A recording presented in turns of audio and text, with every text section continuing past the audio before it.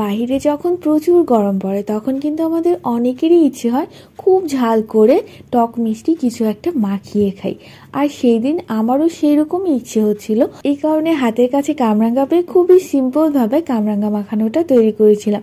কিন্তু এটার স্বাদ এত বেশি হয়েছিল যে পরের দিন পর্যন্ত স্বাদ যেন মুখে লেগে আছে। তাই ভাবলাম এত মজার কামরাঙ্গা মাখানোটা আপনাদের সাথে শেয়ার করেই ফেলি। এইদিকে আমি কিছুটা তাজা কামরাঙ্গা নিয়ে খুব ভালোভাবে ধুয়ে তারপর কেটে নিয়েছিলাম, আর একদম পাতলা পাতলা করে কেটে নিয়েছিলাম। তারপর কিছুটা শুকনো মরিচ একদম মুচমুচো করে ভেজে নিয়েছিলাম। আর এইখানে আমি 3-4টার মতো শুকনো মরিচ ব্যবহার করেছিলাম। মরিচের পরিমাণটা অবশ্যই আপনি আপনার টেস্ট অনুযায়ী ব্যবহার করবেন। যদি ঝাল কম খেতে পছন্দ করেন তাহলে মরিচের পরিমাণটা কম দিতে পারেন, কিন্তু আমার কাছে যে কোনো টক জিনিস মাখানোর জন্য ঝাল না হলে খেতে ভালো লাগে না। এই কারণে মরিচের পরিমাণটা একটু বেশি দিয়েছিলাম, সাথে বিট লবণ আর কিছুটা ধনিয়া পাতা কুচি।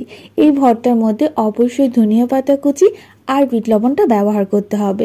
এবার মরিচ, বিট লবণ, ধনিয়া পাতা খুব ভালোভাবে হাত দিয়ে কষলিয়ে এবার কেটে নেওয়া কামরাঙ্গাগুলোকে এভাবে হাত দিয়ে খুব ভালোভাবে কষলিয়ে নিতে হবে, যেন কামরাঙ্গার রস বের হয়ে যায়। তাহলে দেখা যাবে এটা অনেকটা মাখা মাখা হবে, খেতে খুবই ভালো লাগবে। অনেকেই আছে কামরাঙ্গা মাখানোতে কাসুন্দি ব্যবহার করে, সরিষার তেল ব্যবহার করে, কিন্তু আমি বলবো অতিরিক্ত কিছু ব্যবহার করলে সেটা খেতে একদমই ভালো লাগে না। আর এইভাবে খুবই সিম্পলভাবে আপনি কামরাঙ্গা মাখানোটা তৈরি করবেন, দেখবেন যেদিন তৈরি করে খাবেন পরের দিন পর্যন্ত আপনার জিভে দিয়ে জল পড়বে। এটার স্বাদ এত বেশি মজার হয়ে থাকে। যদিও এটা একদমই সিম্পল একটা কামরাঙ্গা মাখানো, কিন্তু খেতে অসম্ভব মজার ছিল। আর রেসিপি ভালো লেগে থাকলে প্লিজ অবশ্যই আমার চ্যানেলটি সাবস্ক্রাইব করে দিবেন।